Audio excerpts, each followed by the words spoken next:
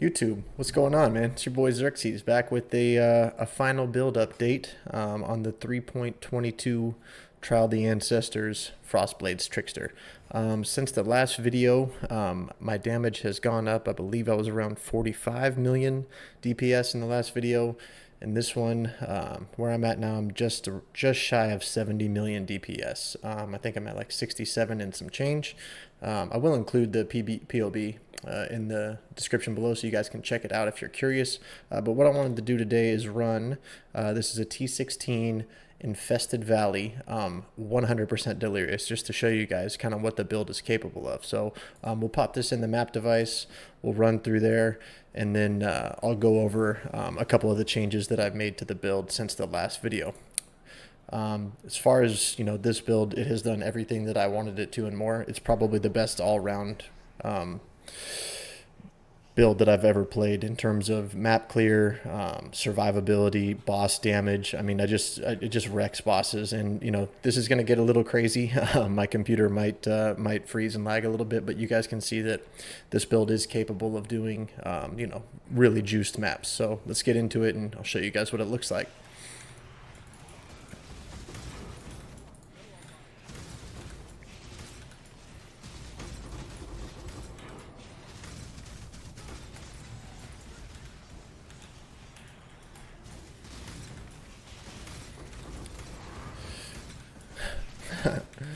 It's so crazy. I love it.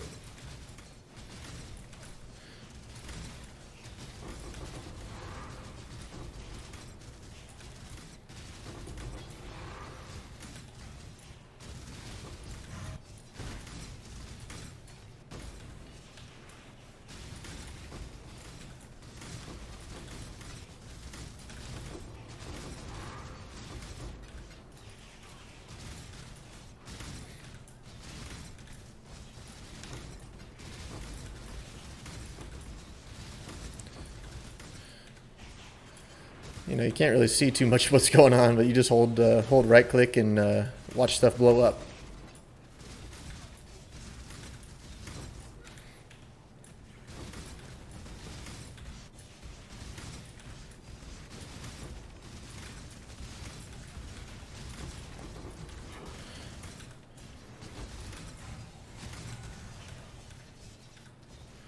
Okay, let's go kill this boss.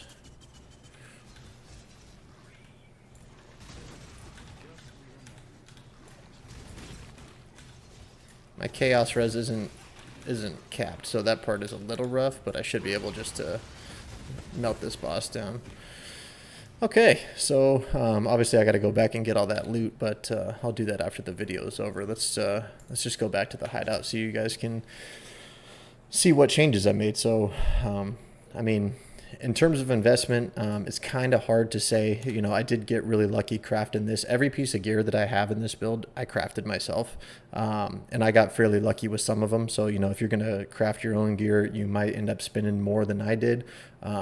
I think I spent, less than a couple of divines on this claw, and it's definitely worth way more than that. But this is what you're looking for, if you can get an attack speed fracture, you want to start with that, and then you just hit either deafening or shrieking essences, the cold one. I can't remember what it's called off the top of my head. Let's see here. Cold, I know it's over here somewhere. Of hatred, yeah. So deafening are a little bit more expensive. At this point in the league, you could probably afford to do it if you got some currency. Just throw those on there until you get either really high increased physical damage or the flaring. Adds flat blank to blank physical damage, and then you want to try and get crit chance on there if you can. So Zish has a video on it. That's what I followed, and it's really easy. These, same thing. I got really lucky crafting these. Probably spent less than a couple of divines doing this, and these are probably worth 15 divines or something if you're going to buy them. So would highly recommend checking out Zish's video on how to craft these all these pieces. So in terms of what I changed from the last build, I was running this Darkness Enthroned with Bubonic Trail and this Tekrod's Gaze. This was to get me crit capped because I wasn't crit capped at the time. I made some changes and, you know, did some things to where I don't need to do this anymore, and it got my resistances up much higher to where, you know, I'm over capped, so I can run LE weakness, except for lightning. So I do need to fix that. I have some changes that I need to make, but I was also running southbounds when I was doing bosses. I just don't need to do that anymore. My damage is high enough to where I just don't need the extra cold damage, so I just run these all the time.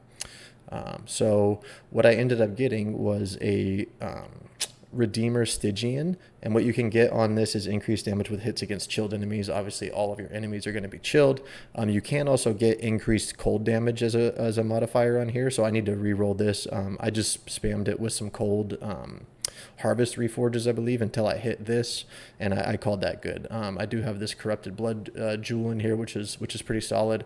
I think this cost me a couple of divines, but having corrupted blood immunity is just so huge. It's one of the few things that can wreck you if you're not paying attention and you don't have a life flask available. So I would highly recommend getting something similar to this if you can. And then I just got a pair of boots here with suppression that was fractured. One thing that I wanted to note that I had overlooked in all of my other videos, I do have this node right here that says 10% chance to suppress spell damage while on full life. So when I was looking at my character sheet, I would be at 100% spell suppression chance, but that was because I was at 100% life. When I opened up my POB, I saw that it said 91, and I was like, what the hell, why am I only at 91?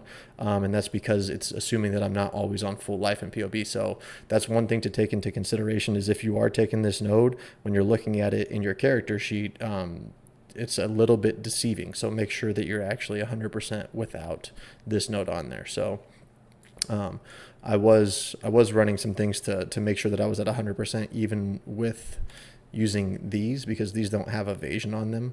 And I do take this evasion mastery where you get 15. So it was kind of screwing me at the end of the day. So I ended up just not doing it, sticking with these gloves. My damage is way more than enough with these anyway. So switched the belt out, switched the boots out, basically stuck with these gloves. I was running flat fizz on these before. I couldn't for the life of me get, I think it's for Ricci to drop a mod that it's either, I believe, gloves or an amulet that you can get damage while leeching. So I just went on TFT, found someone and said, hey, can you craft this for me? He hit 41% on the first one. And I was like, you know what, man, that's good. So, because it does cost an exalt every time you want to do this. So that was a huge damage increase because we are always leeching mana with these nodes right here. So that covers those three. I did switch. I was running 2 tamings before. I switched to a Circle of Fear. This one you want to run the elemental damage modifier catalyst on, and then try and find something that has good implicits. I messaged a couple of people that had ones with better implicits, like crit multi or, you know, flat increased damage and damage if corrupted and all these things, but none of them wanted to trade me. So I just found this one. I got it for 1 divine. It was uncorrupted, and so I had to gamble it and vol it myself, and luckily it didn't break the item. So I just got a flat 17% increased damage right there from that.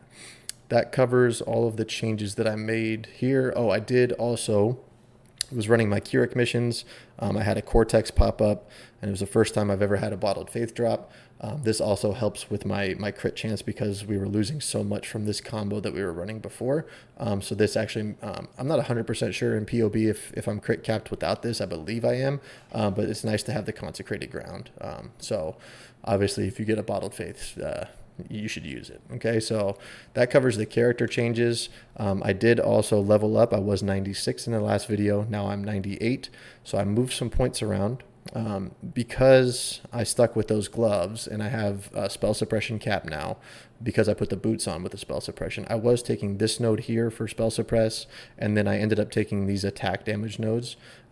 What I found was that there was a better solution, and that was to take these points here for the critical strike chance with claws and the crit multi with claws. So I spent 4 points to go up here, and I dropped some of these down here.